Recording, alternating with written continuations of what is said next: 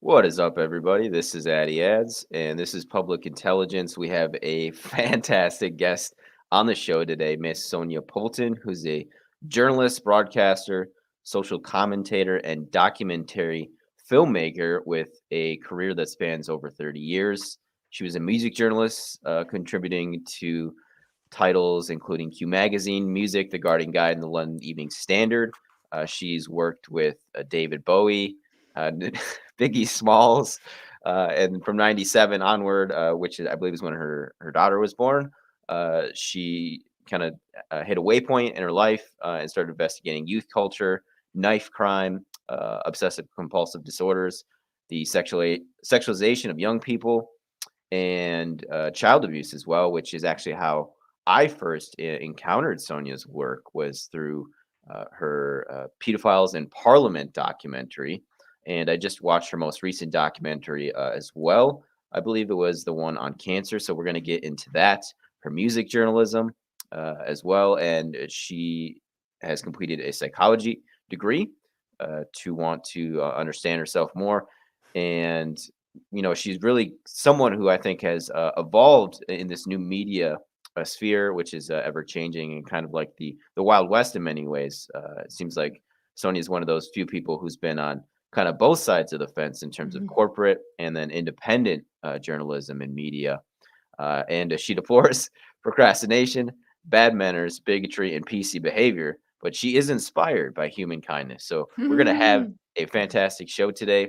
Sonia, thank you so much for coming on the show. And if there's Pleasure. anything you want to add to your intro, and I also wanted to thank you again me trial when I was in New York. So Oh, listen, you just froze there, but I think that was that about coming on our breakfast show? It was our yes. pleasure. You were absolutely brilliant and amazing, and we loved you. And you're welcome back anytime. Oh wow, thank you. Yes, and if there's anything you wanted to add to your introduction, Sonia, please feel No, free. no, that's about right, really. That kind of sums it up, really. Yeah, everything. I was obviously a music journalist, and then from 1997, it did change when my daughter Shay arrived because all the perks in music journalism are in the job. So I traveled extensively. I went to America constantly. In fact, for over a period of almost a decade, I was in America sometimes once a month. And really fortunate, and all of it paid, all expenses paid. But as I say, the perks were in the job. So I had a phenomenal music collection. I went to every concert I wanted. I toured with brilliant names and everything. But you don't make a lot of money being a music journalist. And the thing about children is you can't feed them a CD, no matter how much you want to. So, yeah, I had to start to make some money really when she arrived. Okay, wow, that's fascinating. Do those jobs, those types of jobs, still exist? Like doing covering music? If someone wanted to do that today, what you were doing back then? Yeah, for sure. Yeah. I mean, music journalism it's this old kind of adage that if you can't play, then, sort of write about it. It's that idea, if you can't do it, teach. And I come from a musical family, but although I enjoy singing and I can play the comb and paper, but I can't play any instruments. And, sort of, my brother's really musical, my daughter's musical, but I love music. It's a as I say, we come from a musical family. We were raised to sing and quite impoverished. We raised in poverty, but we used to entertain ourselves and create our own, games and everything. And yeah, so yeah, pretty much anybody can do it. In fact, music journalism is one of the easiest forms of journalism to get into because all you need to do really is like do a review and just send it off to music publications. And, it's a lot harder to get into other forms of journalism, but music journalism is notoriously easy to get into and notoriously hard to get out of, just because the amount of perks that are available. And obviously some people end up being, taking part in the whole rock and roll lifestyle and enjoying it too much, really. Sure, sure. And the reason it's easier, would you say that's because there's a higher degree of subjectivity because you're discussing art, or why is that? Well, I think oftentimes people who gravitate towards music journalism aren't necessarily trained journalists as such. They're music lovers. They love music. They love performance. And so oftentimes, certainly it was my experience when I was commissioning, some of the greatest people who wrote into us and said, I'd like to review this gig, and this is a review I did for my local, free magazine. They were the best pieces. They were, it was people totally in touch with the music, very impassioned and passionate about the subject matter. It's sort of it, great fans with bells on, really, people who really, really appreciated the artistry. And so you don't, that was that was definitely what it was like when I was there, and over the last few years. And so definitely in terms of music journalism, as long as you can write and as long as you can sort of show up and say, look, I want to do this, and generally it can be quite easy to get into, much easier than, say, if you want to go into political journalism or social commentary. Yeah, music journalism is notoriously much easier to get into.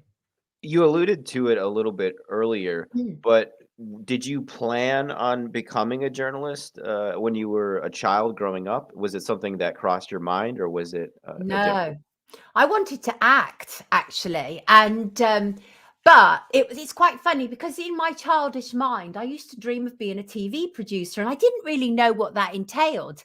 But now I look, actually, what I'm doing now and the stuff that I do now and have done for the last few decades, I've done exactly what I dreamt in my little childish mind. But I thought I wanted to act, and so I moved from my little Cotswold village in the southwest of England to London and started moving. And there I was great talented, and could act. But once I put myself into the big city, I was amongst people who could genuinely act. And I don't want to be second best in anything. It's not in my nature. And when I realized that I was never going to be a great actor or an actress, whichever you prefer, I thought, well, what else do I enjoy doing? Well, I've been writing since I was a child. And I'd started working at a nightclub in the West End just to sort of get by as I was trying to work out what I wanted to do. And I was probably about 21 at this point. And then I saw an advert in a local newspaper, which had 17 local newspapers in central and West London. They were looking for an editorial assistant, which is basically somebody to open the mail, make the coffee. And I got the job. And my editor, Ray Fox, come in, absolutely adore him. He just took me under his wing and trained me up, which you probably couldn't do now, to be absolutely honest. Not the type of journalism that I, was sort of thrust into. You'd probably have to go through training. And even then it was quite controversial because there was a chapter of a journalist chapter at our newspaper, and they really objected to me writing because I hadn't been through the National Union of Journalists training. Whereas Ray, my editor, spotted the raw talent in me. But he'd taken me on as an editorial assistant. I was making the coffee very badly, can't make coffee, never have been able to, and just opening the mail. But after 6 months, he had me running the entertainment page because he realized I loved music, I loved performance, I loved art. So that was the way I got in, really. So yeah. Wow, that's amazing. You had that sort of early mentorship. It's one Yeah. thing I've noticed about almost without exception in successful people is they've had at least one mentor kind of help them or like you said, take them under your wing. Yeah, I was pretty clueless. And to be fair with you, my English wasn't actually that good. My grammar was fairly atrocious. And I'd experienced quite a lot of trauma in my childhood. My mum had died when I was 11. And the last thing I was interested in was sort of furthering my education, certainly my school education. It was like the least of my priorities. And certainly my grammar wasn't great. But I employ people on this basis these days, is that I'm more interested in kind of raw talent. You can you get sub editors to whack things into shape on newspapers, right? But you can't beat somebody who can write from the heart, right? That is a natural thing. You can't train people to do that. So passion is not really something that can be bought or learned. You either have it or you don't.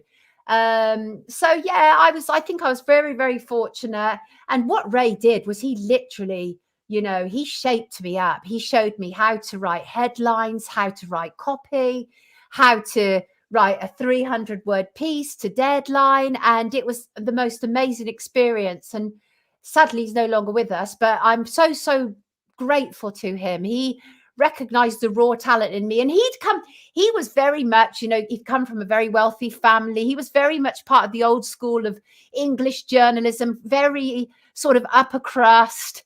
But he wasn't like that at all. And I think he liked that sort of troublemaker aspect of me, where I had a bit of side to me where I didn't really give a toss about. I was like, I don't care, that kind of thing. And I think he liked that. That appealed to him. So he was brilliant. I was very grateful to him for that. Yeah, I agree. Mentors are important. They can be. Definitely, definitely. And I saw that you, well, before I get into that, I want to ask what kind of music you liked to cover. Were there certain genres you wouldn't touch, Yeah. certain genres you tried to always touch? Yeah, but hip hop was my area, very much my area. And obviously then it was all because it was the start of it. And so I was incredibly fortunate. So at the start of it, or I was touring with Public Enemy and the Notorious B.I.G and Snoop Dogg and P. Diddy and Onyx. Oh, just every Tribe Called Quest, Jungle Brothers, Queen Wow. Latifah, all of the greats, like all of the greats. The only person that I missed by a week was Tupac. I was due to interview him, then sadly was killed. But he's literally like the only kind of icon that I've not interviewed or got to know in hip hop. So yeah, that was my area, and that schooled me proper. Because when you're interviewing bands like Mobb Deep, they drill down straight away, like, this is the Illuminati, this is the New World Order, and they don't mess around with you. And I also had a bit of an obstacle because some bands initially in hip hop weren't prepared to be interviewed by me because I was white. And it was quite, a segregation going on at that stage. But I persevered because I just loved it so much. I could just really relate to the music.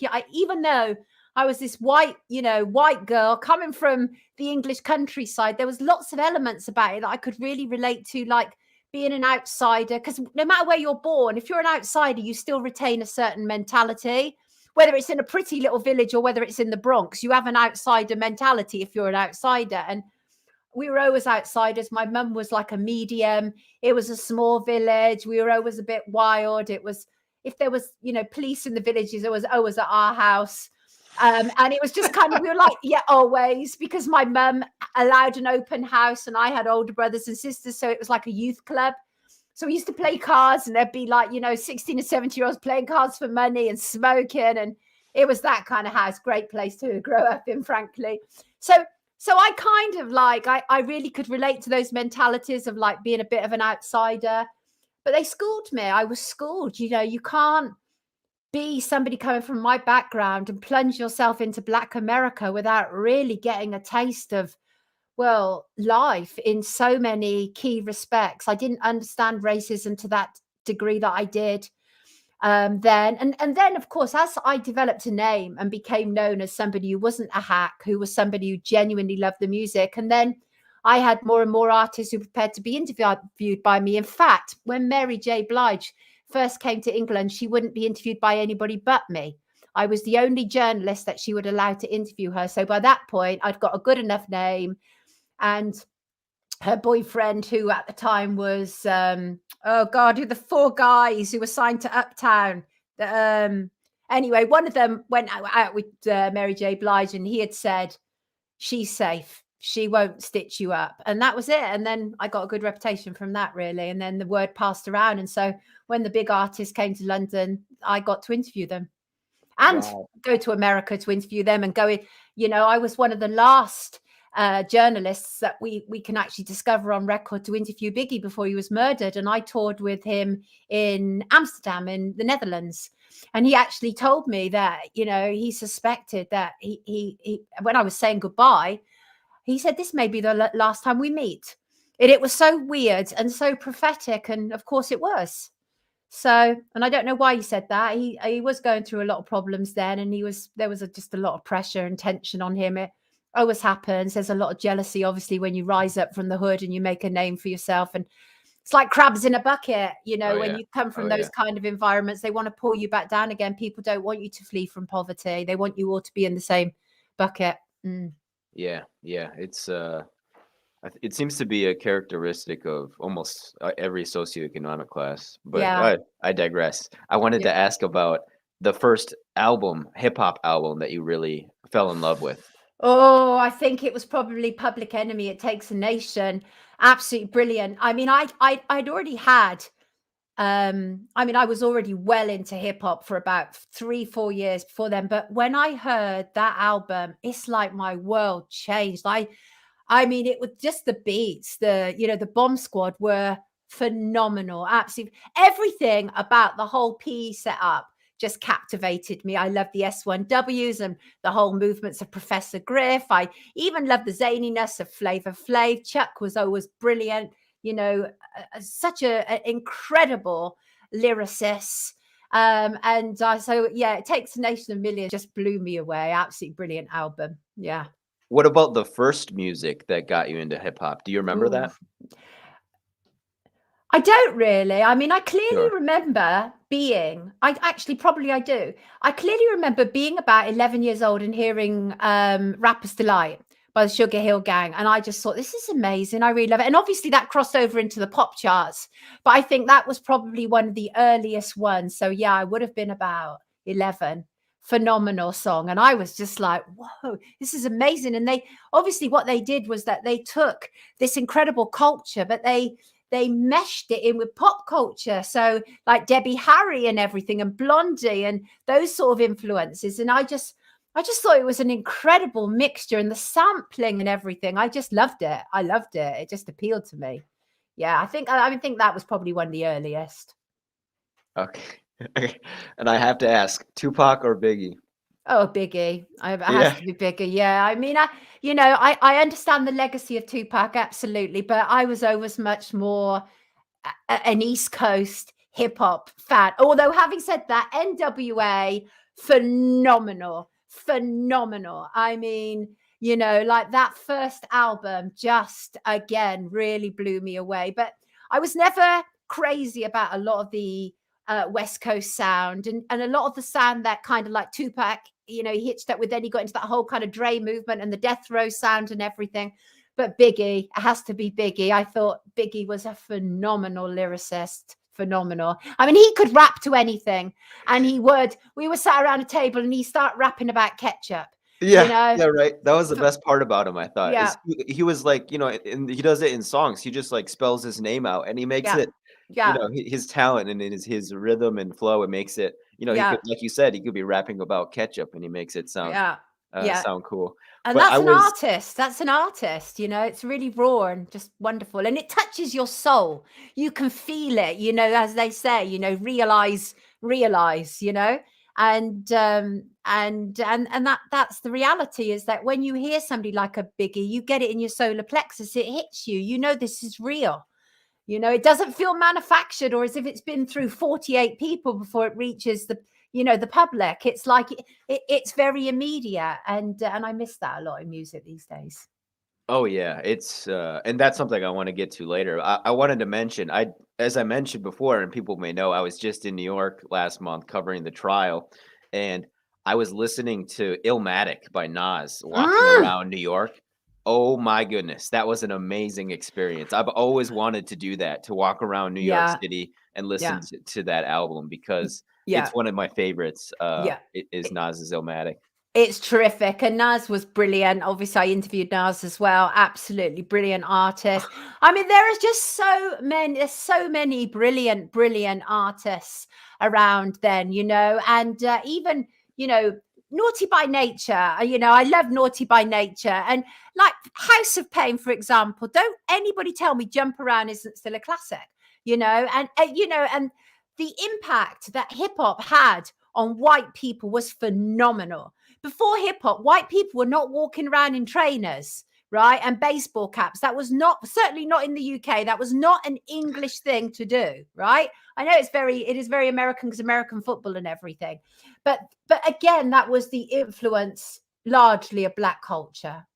So Yeah, yeah, great yeah. stuff. But Illmatic, fantastic, Oh fantastic. man, it was just so it was a borderline religious experience. I was Yeah. like getting chills, and I still, even if you don't even have to be in New York to appreciate Mm-mm. that album, but just being in those areas where he was walking, and the fact that he did it at 20 years old, that he wrote, Oh, I he know. just like painted this picture of New York. I just don't know how, how people do that at that age. It just amazes me, some of these people's talent and their ability. But I Yeah. think likewise, I preferred the East Coast sound growing up too.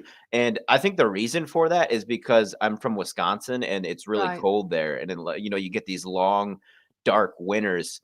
And, listening to that West Coast party music just doesn't make a whole lot of sense. But it's Yeah. like the dead of winter, and you can listen to, a great East Coast, lyrical little song. And I think that was partly the reason that I preferred that. But you mentioned Jump Around. That's Yeah. another Wisconsin connection for me because it's the end of the third quarter at all the University of Wisconsin football games. They play jump around in Do the they whole, really? yeah, the whole stadium jumps up and down. So it's It's a quite a classic. tradition there. Great Yeah. song, great Oh, song. it I is. mean, that was on Tommy Boy, if I remember correctly, which was obviously one of the original hip hop labels, as indeed was Def Jam. But yeah, it was an amazing, amazing time, amazing, amazing music. I mean, I literally still listen to my hip hop. I still listen to my hip hop. Whoever it is, whether it's Das Effects or EPMD or whomever. I used to love EPMD as well, and Keith Murray, who came from EPMD. It's just so many brilliant, brilliant artists. It was just so innovative, so innovative. Just loved it. Yeah, loved Wow, it. this is amazing because I really didn't know that much about your music journalism career, but you really, it seems, I think, have done a lot of avant-garde journalism in multiple spheres. You're because Right. like I said, it was your kind of human, covering the human issues, like social issues, that I found your work. But Yeah. that's just so amazing that you did all that work. And a question here from Kristen: Did Sonia ever interview the Beastie Boys?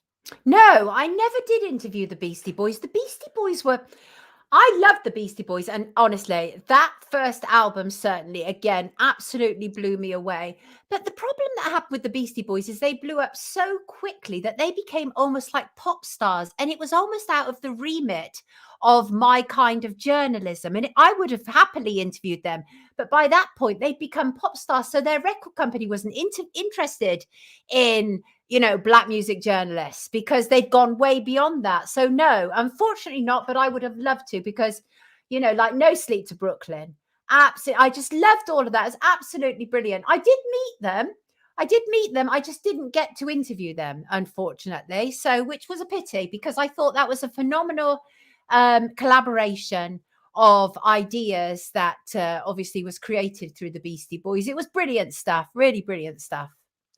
You've mentioned it a couple of times, but I wanted to ask you what you learned about race through Mm. your work in hip hop, race in America, and maybe it taught you something about race in your own country. I don't know. Yeah, it sure did. And one of the things that I realized was that one of the reasons that I didn't understand racism was one, well, obviously, look at me.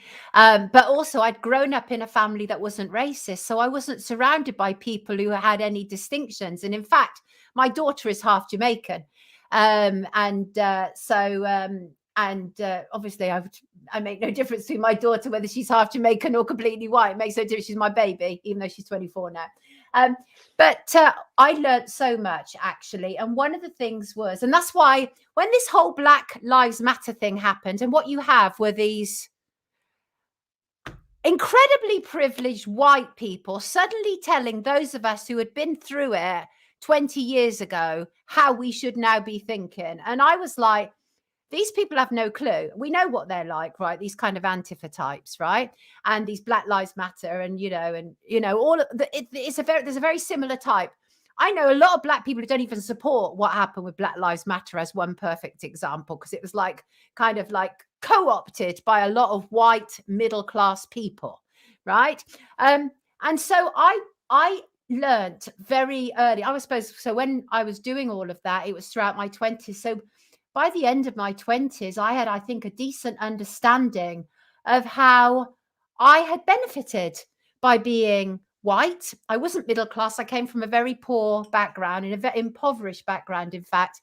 But there were benefits that without even realizing how other white people had employed me, for example. And there's no doubt about that. And I know the case.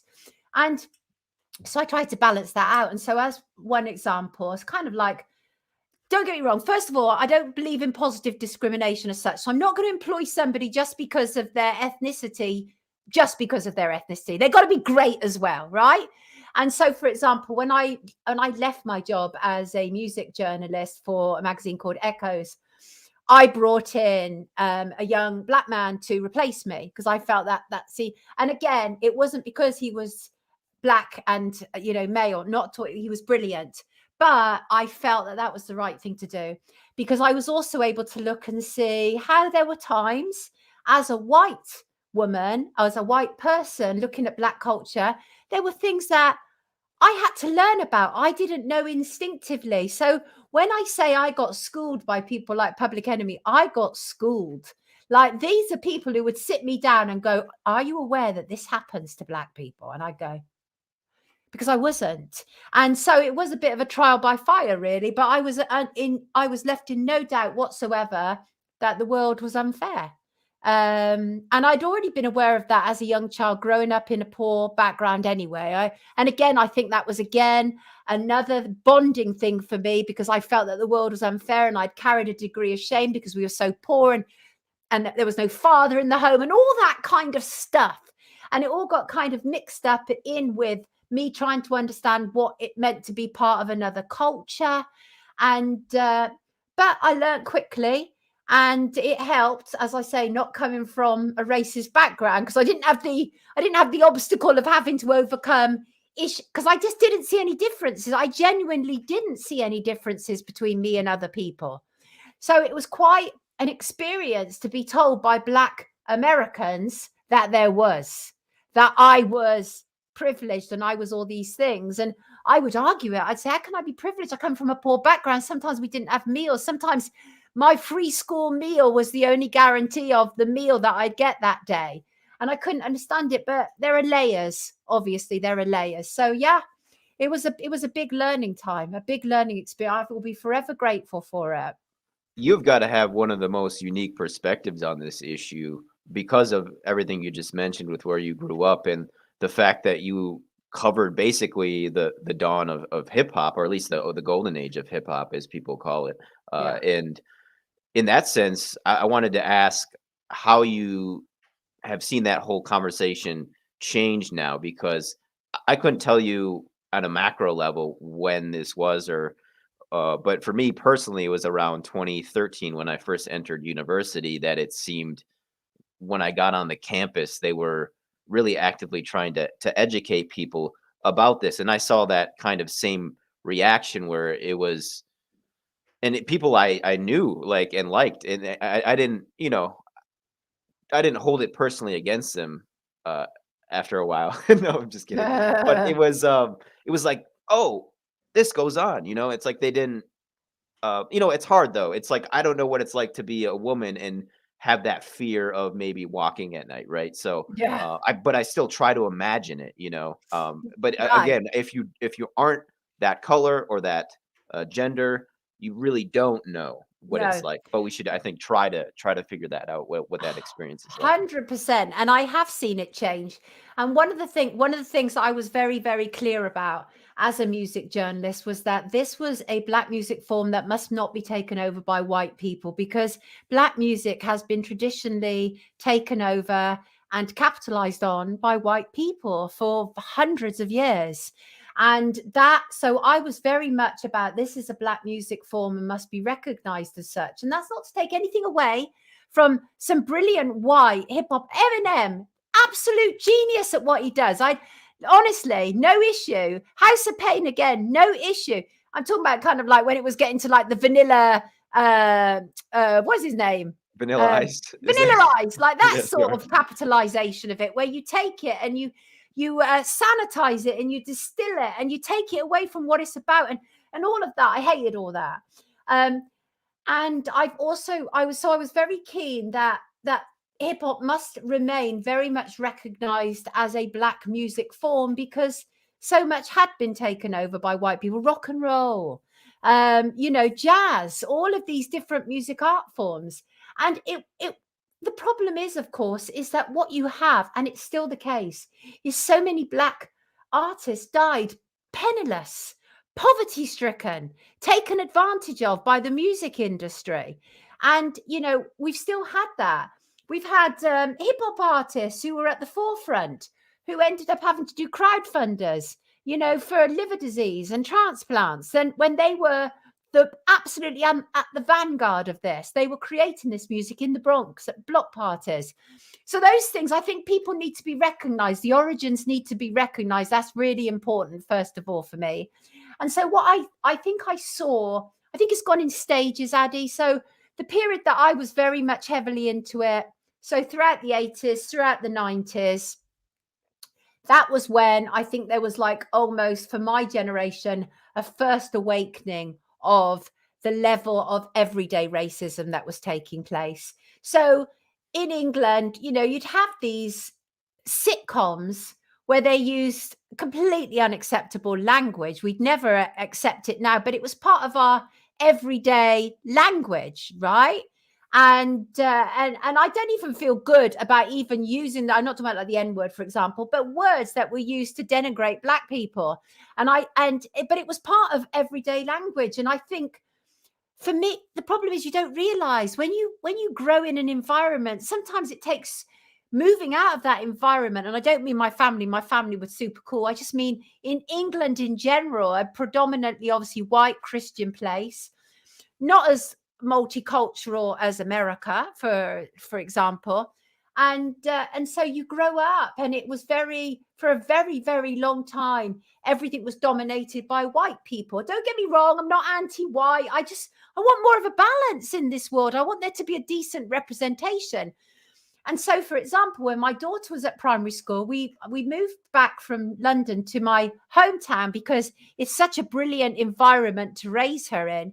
But my daughter, being mixed race, was one of only 4 out of her school of like 450 of a different ethnicity. And so I knew that was going to be brilliant for her in many respects because it was an exceptional school and ended up being fantastic. I also realized that she needed to see more people like herself in her everyday life, because that's also part of your growing up and your influences.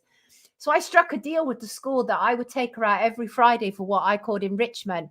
And then I'd take her to London, and we go back and be part of, black community again. And so that, that it was, she didn't grow up as a mixed race child, but with just a white outlook. That could never be okay. And so we had to work at it. It wasn't even trying to find her a decent black doll when she was a child was hard. Right. And so all of these things now, it's much more normalized. You see more black people in advertisements, as one example, more people from different ethnicities. So bit by bit, it started to happen. You still get these idiots who go, oh, there's too many black people in commercials. It's like, but we've always had white people in commercials. Get a grip. Because people don't want to give up power when they've become so used to it. And like nationalism, it's like what's the saying? It's the last bastion of I can't remember what the full expression of it is, but there are issues attached to nationalism, obviously. And that, don't get me wrong, a lot of people, there's nothing wrong with being proud of where you come from and being proud of your identity. Nothing wrong at all. Where it becomes a problem is when you live in a multicultural environment and people want it to be how it used to be. I don't want that. We live in London. I live in London for a reason, because I want to live where there are people from all different ethnicities, because that's the world that I'm in. That's the world I want to be in. So I think it's been a gradual change. I think there have been different shifts and turns, but bit by bit, I think we are, becoming more as a sort of homogenous whole. Hopefully, I'd like to think so. Not the same in America. I think there's still deeper, wider differences, which was obviously absolutely evident over the last few years. And that's not to say that we are racist free in England, not at all. But I think I think many people are trying to work on it. I think that's the thing. I think we're a work in progress. Yeah, yeah. I hope you're right. I think you're right. I think it seems to be getting better, and this, despite that, there are people who, understandably so, get frustrated at the baiting which seems to be, they want to divide people, I think, based on race or whatever Absolutely. characteristic, and it is, and we need someone like you to point it out. And I'll just say the counterpoint. It's like, yeah, I understand that's obnoxious. I'm sure to see in the mainstream media a lot of talk against men or against white people, etc.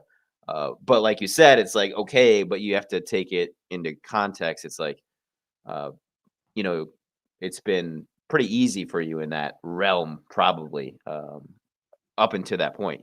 So it's just a balance, I think, understanding what the Yeah. context is. Yeah, well, there was a standing joke actually when I was a music journalist was that she's picked the one job in the world where there are obstacles. That is, she is a white female in hip hop. And I think that says quite a lot about my character. Because things weren't easy growing up. I don't take the easy road. And the thing is that what attracted me to hip hop was how the social consciousness of it, right? It was like Mm, so much was mhm, happening, and that's really what attracted me. And I could see shifts and changes taking place. And so it wasn't such a huge leap into doing journalism outside of music journalism, because I was still interested in injustices, and hip hop was about so many injustices. The work of NWA, for example, looked at the beating that Paul Rodney, well, not just that, but as a perfect example, the beating that Rodney King got, for example, from the LAPD. So there's a lot of real social conversations that were taking place in hip hop, which absolutely fascinated me. So it wasn't that I was interested in like pop music, for example, which was vacuous and manufactured. Although having said that, I was responsible for media tutoring and being involved with the naming of the Spice Girls. But that's a whole other story, really. But yeah, that wasn't. wow. Yeah, I yeah. did read that. Yeah. And yeah, do you want to just explain that real quick? Yeah, well, I was notorious. I don't know if are you familiar with the expression ladette? I am not, Ladette Sonia. was a very English coined expression in the 90s, and it was Okay. basically about females who were like lads, and I was one of them. I could drink the men under the table, I partied harder, blah, blah, blah, blah, blah, that kind of thing, right? So females Okay. like me. And it was just it was females who were starting to assert themselves without having to feel the need to show every inch of my body. I could be me, and I could be, as tough as the boys and everything. In fact, as a music journalist, I was sent on the toughest jobs. I was the only female in our office, and I was the one who was sent on the toughest jobs. And they used to call me No Shit Sonia. And because I was just like, I'm here, what's happening? That kind of attitude, really. That's And great. yeah, and I forgot what your question was now. Oh, Um, I was just asking about you said it was the Spice Girls Oh, yeah. anecdote?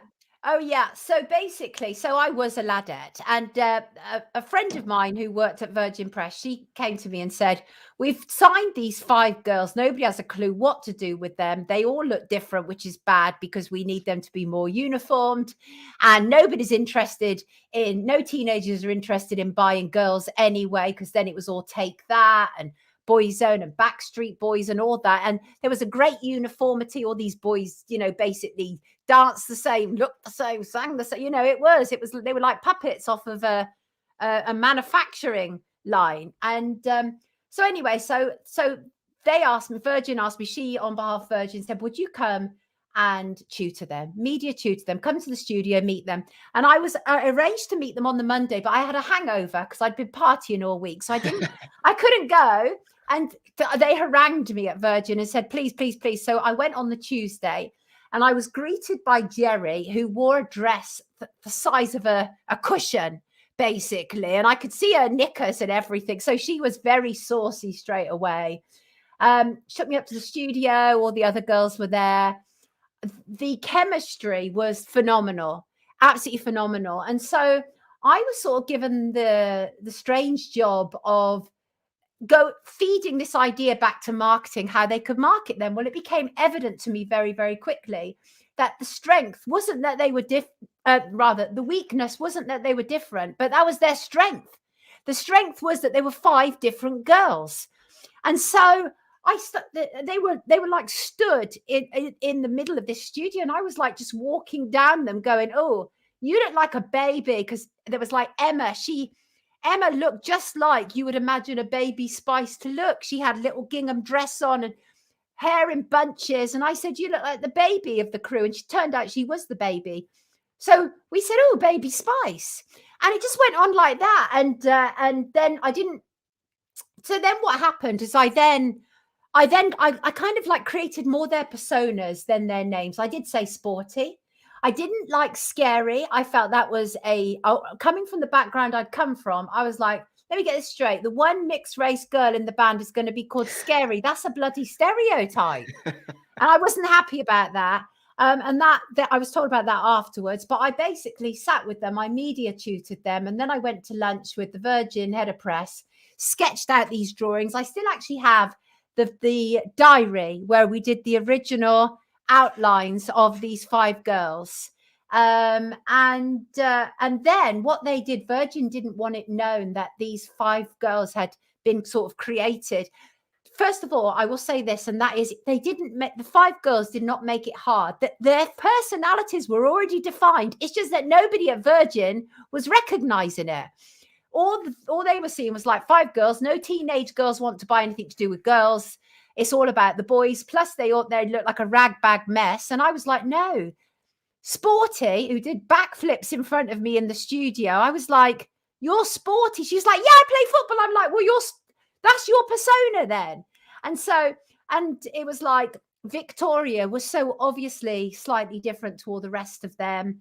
She had very bad acne at the time, and she kept pulling her hair down in front of her, and she appeared to be quite shy, but she also had a sort of snooty air about her. And so I'd gone back to the record company. They said, what do you think about her? I said, she's a bit snooty. So they came up with the idea of posh. But what they did, it was very naughty. They didn't want to admit that these ideas had kind of like come from a journalist and been then through the record company through marketing. And so they claimed that a journalist at Top of the Pops magazine had come up with this idea. And that's what Wikipedia has written about. But I ended up writing about it for the Mail on Sunday, which is still online, the true story. And that was one of my earliest indications of the amount of lies that get told about things, right? It's like, the truth is, and how bloody ironic. They went on singing about girl power, but they replaced me and claimed it was a guy who named them. The irony, you know? So, but we know the truth. We all know the truth. And Channel 4 recently interviewed me extensively for a 3-part documentary.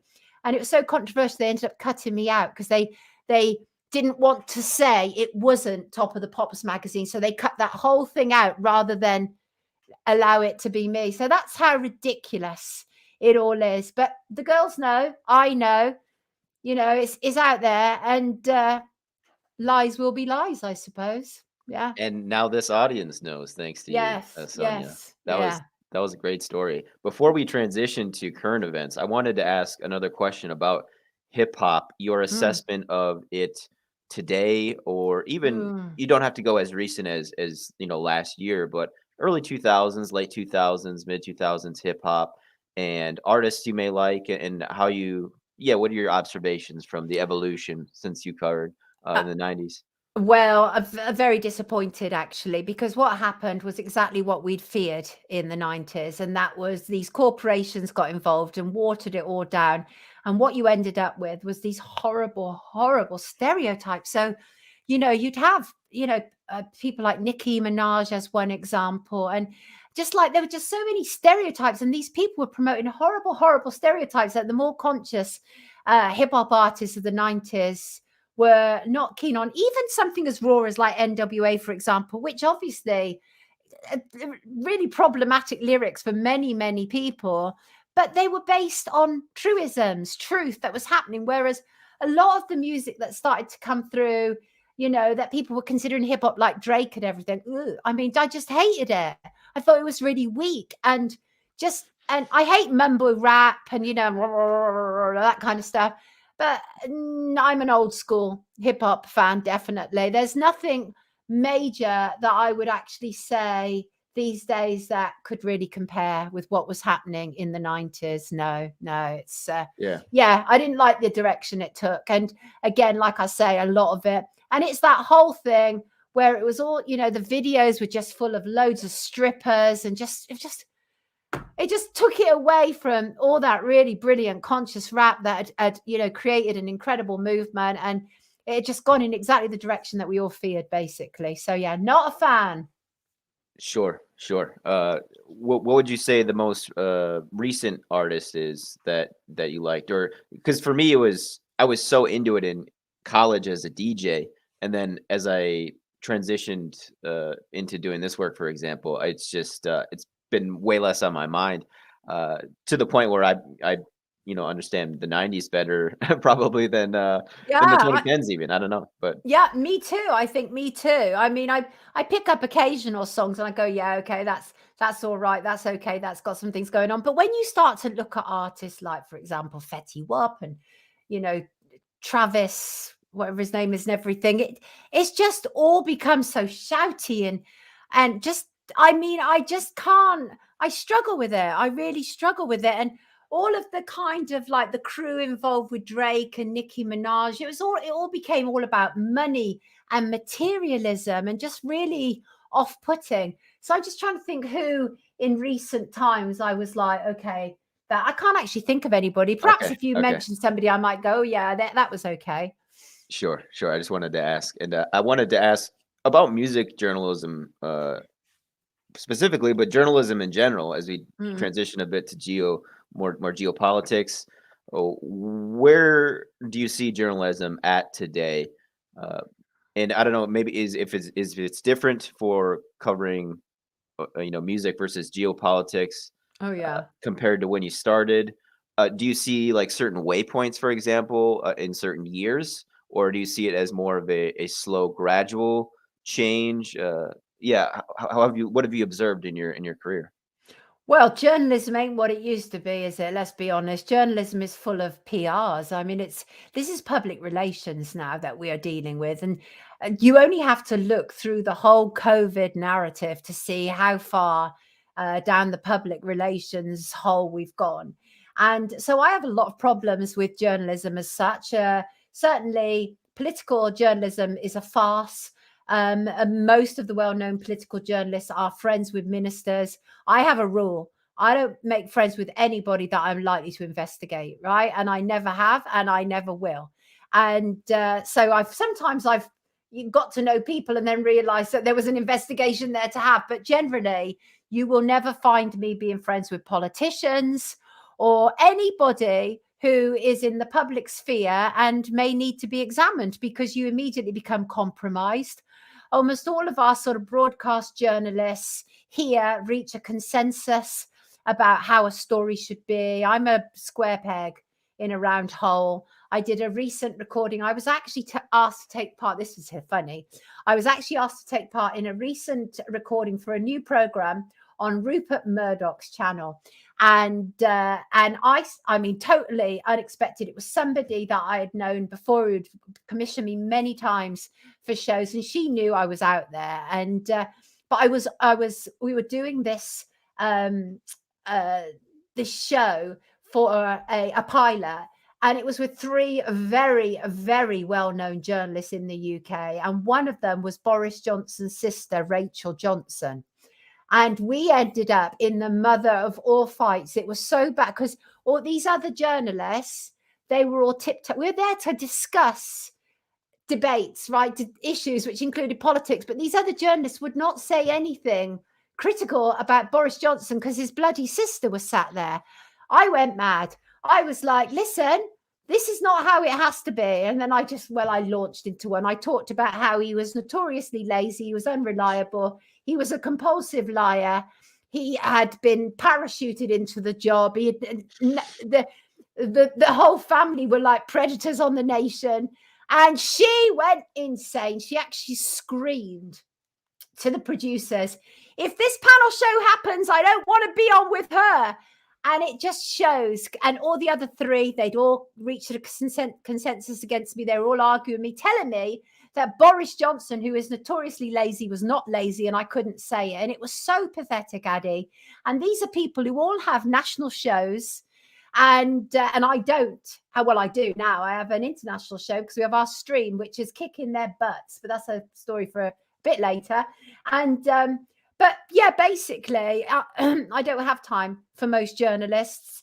What you see with our political journalists, they dine with politicians, they party with politicians, they're godparents to politicians' children.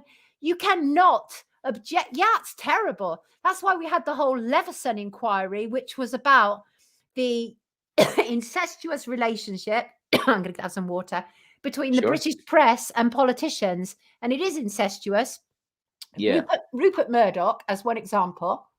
Yeah, it's definitely a problem. But yeah, please expand. I'm not aware is this bad. Yeah, it's really bad. Since Boris Johnson has been in office, which is what, a year and a half, I understand that Rupert Murdoch has had over 50 meetings. That cannot possibly create a media. And think about how many organizations he owns, right? So that cannot possibly create a media that is objective. And that's why Boris Johnson's dingbat of a sister who can barely string 5 words together gets to be on a panel show and have a national radio show. And I would just say this, and that is Rachel Johnson gets far more work than I do. Sure. And yet, when we were doing this recording, she was the only one we had to stop for and cut because she couldn't string words together. And that just tells you everything you need to know, right? So these people, it's a famous expression, these people are educated beyond intelligence, in my opinion. It's like they've been given the greatest education that money can buy, but it's no use when you're already a bit thick to start with. So that's what I think about them. So yeah. Not a fan of a lot of contemporary journalism, which is why journalism isn't happening in the mainstream. That is not journalism. And COVID has been a failure of journalism. Yeah.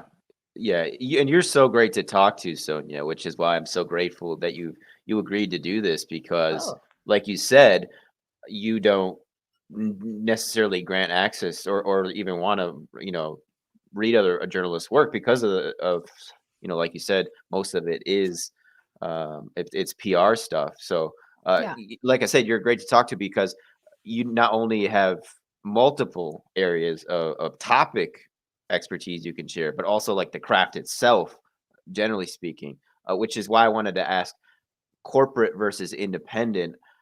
Because I know I don't think I could do the corporate thing. I mean, the price would have to be right, but again, there's that ethical line that I just won't cross at the same time, It's not just don't talk about this sometimes. It goes beyond that, I think, now. And I wanted to ask about, would you recommend somebody going corporate nowadays? And also just tips for independent people or people who are trying to do it independently, because it is very difficult. Yeah, very difficult. Okay, so that I'm going to divide that up. So basically, I have spent almost 3 decades in mainstream corporate media, and and invaluable, absolutely invaluable, because, and I just alluded to it, we have a breakfast show. And the reason that I came up with the breakfast show idea is I'd spent so long in mainstream media and I realized there was a gap in the audience. I'd spent time in mainstream media and in alternative media. And I realized there was this gap for people with a more alternative fringe understanding, which is generally a much deeper body of research that takes place. But with the reach of corporate media. And so I thought, what I can do is I want to take really tough topics and I want to distill them down so that the masses can understand them. So I think corporate media is a great place to get into for a period of time. I wouldn't necessarily recommend it to anybody these days because it's a whole different animal. First and foremost, I have never allowed, actually that's not true. At the very early days, there was like 1 or 2 articles that had my name on the byline, which I was like, I don't know, I don't agree with that. But that was my experience. And once that happened, that was done and dusted. That was a long time ago. Over the last 20 years, There's not one thing that has been published or a broadcast that has come out that has my name on it that is not wholeheartedly me. I have been territorial about my wording, and not to make life difficult for the sub editors, but I'm precious about it. I pick words carefully. Words matter. So I became known as somebody who could turn around copy very quickly, but don't mess with her. Words are really important to her. Don't think you can just dash off the cut off the end line just because the word counts running out. That's not how she functions. So, and people know me for that. And so that was cool. But in terms of what we're getting now, we are at a phenomenal period in time where the being able to create our own media is one of the most exciting things that has happened. I'm so excited by it. It thrills me. I've been trying to create my own media for at least the last 10 years. And it's only and it's trial and error. You give it you do a show and you can't get an audience, but you keep trying, you keep working out how to refine it. And how do I do this? And how does this work? And how would this bring in people? And bit by bit, I worked out how to refine the telling of stories, which is all important. And to be able to tell difficult stories with people and to help people going through difficult times tell difficult stories as well. You can't do that anymore in corporate media. It's all the nuances is taken out. You get basic stories. There isn't enough opportunity to explore.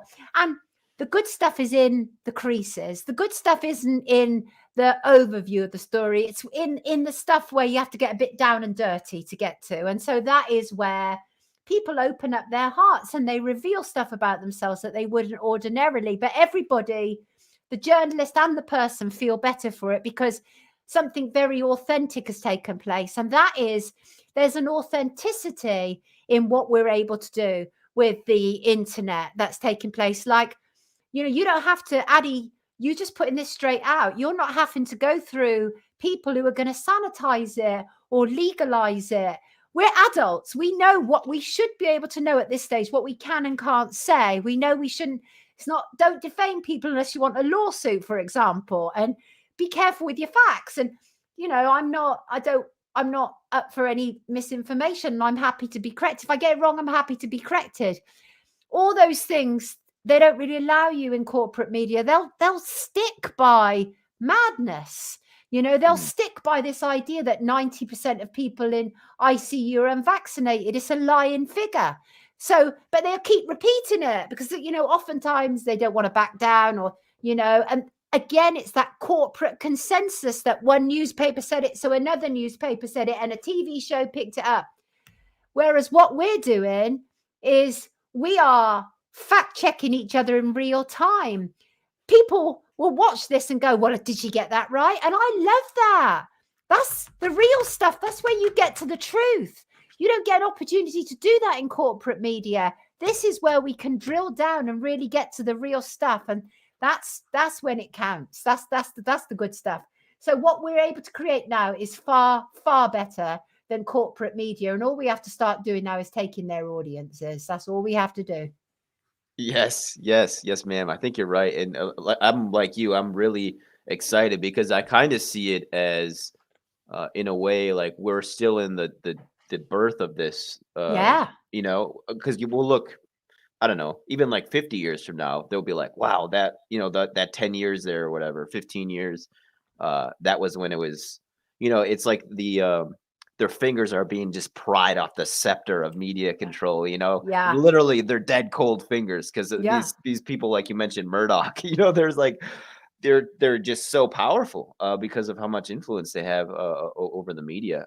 And yeah, I'm with you. I'm really Yeah. excited. I Yeah. wanted to address this question from her name is Hell, I believe.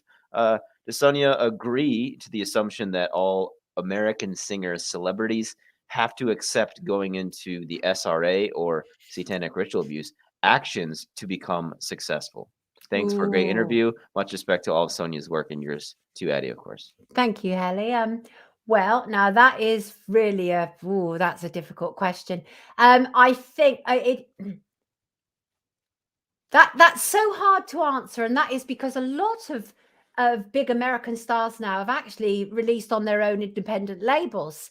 You know, again, a lot has come through with that regard, so they don't have to go through the same corporate machinery with the various ritualistic behavior. And there is ritualistic behavior, obviously, where, you know, I mean, it is impossible for me to believe that you end up with about, I don't know, thousands of artists who all do this. I mean, that's just not a coincidence, right? The One Eye Clan. You know, these things are just not a coincidence, right? And it's not just an aesthetic. We know it's not. There are symbolisms going on here. So, hell, I don't know if I can actually definitively answer your question, but what I will say is I'm not sure that you can get to the top of the music industry without becoming part of what it is that they do. Michael Jackson warned people about it. He was very clear. He said, look, these people, they're clubs, you know, they're ritualistic. There's abuse taking place. There's all of these things. And of course, any time that you speak out about these things, people automatically think that you're tinfoil hat, batshit crazy, la, la, la, la, la. But the reality is these things have been going on for a very, very long time. Me Too didn't even really begin to touch the surface of it because people are still rejecting the idea of satanic ritual abuse. People don't, you know, want to say that doesn't exist except in the minds of truthers. Well, we know that's not the case. We know that there very much are rituals that take place. People even break out and say, I worked for so and so and they were doing rituals, you know. And so it's been going on a long time. YouTube have completely decimated their site. There used to be brilliant people making videos breaking down all this stuff, the New World Order, showing the artists who are, you know, with their pyramids and everything. Decimated. You can hardly find any of that stuff on YouTube these days. And so, hell, I don't think I've given you a complete answer. And that's simply because I think we're in a different era where artists are able to independently also manage their own music in a way that they haven't been able to before. And so therefore not necessarily subject to the same protocols of the people that came before them. Wow, no, that was a great answer, Sonia. And unfortunately, we're at our hour here. I want to be Oh, respectful of your time, as I mentioned before, but I really hope we can do this again because you're just sure. such a great human resource, a great person to learn from. So, really, really interesting. And we didn't even get to your documentaries, which I wanted to mention again. Happy to come on and talk with you again, Addy. I mean, you know, if you wanted to go another 10 minutes or so, I'm quite happy to do it. It's entirely up to you. Okay, Or yeah. I'm happy to break off now, whatever you want. I'm Let's do cool. both. Go. Let's just talk about the cancer documentary if we could. And then and like you mentioned, I would love to have you on again because Well, let's do you're that. okay. Okay, yeah. So this is your most recent documentary that you did, as far as I know. And do you want to just discuss it a bit? And if you want to just mention also the other ones you did, you can Yeah. too. Well, I made the business of cancer because it became clear to me that cancer is a business. And my father had died with cancer, or of cancer rather. My stepfather had died of cancer. So I didn't take it lightly, and it wasn't never going to be a flippant approach to it. But it did strike me that there's something very, very wrong with the treatment of cancer where you play Russian roulette. The treatments available are capable of destroying you far more than actually healing you. And that didn't make any sense to me. And then I looked into Cancer Research UK over a period of time, which is a phenomenal industry. And I can't remember off the top of my head now how much they make per year, but it's a huge amount of money. And there's all these scientists, you know, sort of compromised to a degree because they're all being funded and on and on and on. And there's a huge business, and pharmaceutical giants have complete say over it. And obviously there was the Cancer Act of 1939 in the UK, and it still exists. It's shocking. And the Cancer Act basically says that if you come up with an alternative cure, you're not allowed to advertise it. And so what you're left with are these corporate, and you're not even allowed to say you've got a cure for cancer. And the only way that if you come up with a cure for cancer is the way of advertising is you can only talk about it to people who would have an interest in it. So doctors, pharmaceutical giants, politicians. You could put it in something like the Lancet, which is a medical publication, but you couldn't advertise it in a national newspaper or do anything like that, which is why people who have got cures for cancer, including obviously the extraction of cannabis oil, etc., there are a number of things that appear to work very, very well with people who have cancer. So I wanted to tackle that, and I talked to people with cancer. I talked to oncologists, surgeons, because it's really important for my work always to be evidence-based, really important, because I know how easy it is for them to dismiss us as nutters, right? And the moment you start speaking out, the corporates come after you, their little minions on social media come after you, attacking you, defaming you and doing everything they can to discredit you. So I always stick by, it has to be fact. It has to be evidenced. So we made the business of cancer again on very little budget, and so that was really the idea. It still stands. And what we were able to show was over a period since the 80s, if I remember it correctly now, it was I think from the 60s, it was 1 in 50 who'd get cancer. Then it was like the 90s, 1 in 20. And now we're 1 in 2 people who they say will get cancer.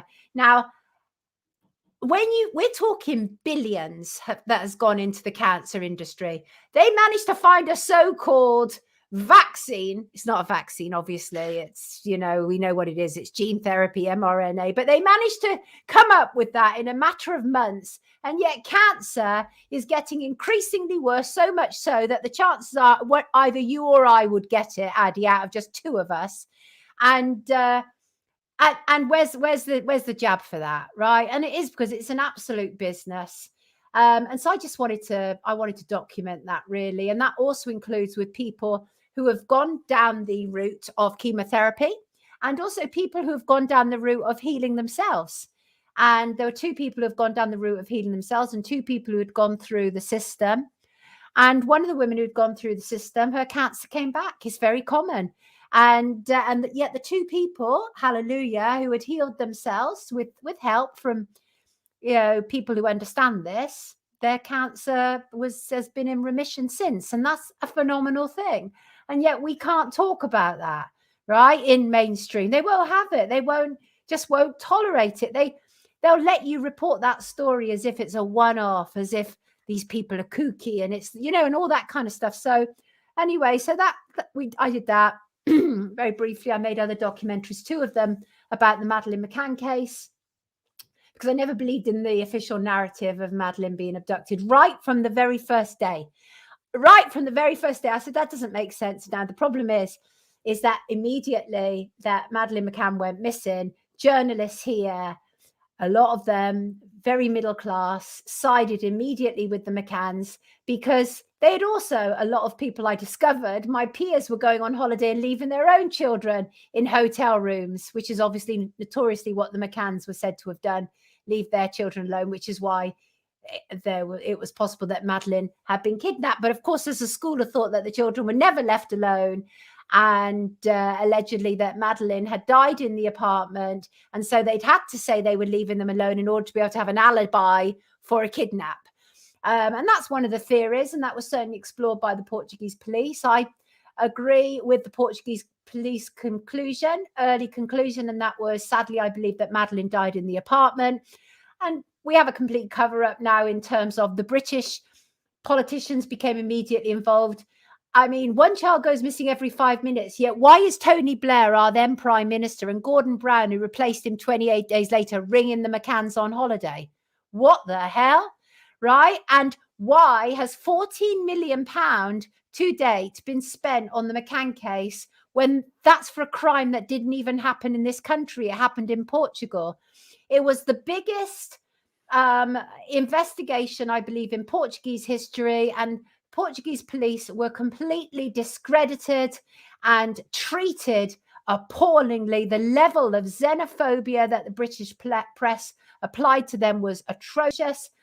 Gonzalo Amaral, the original coordinating officer was treated appallingly, so much so that the British Prime Minister Gordon Brown knew he was being removed from the case before he even did.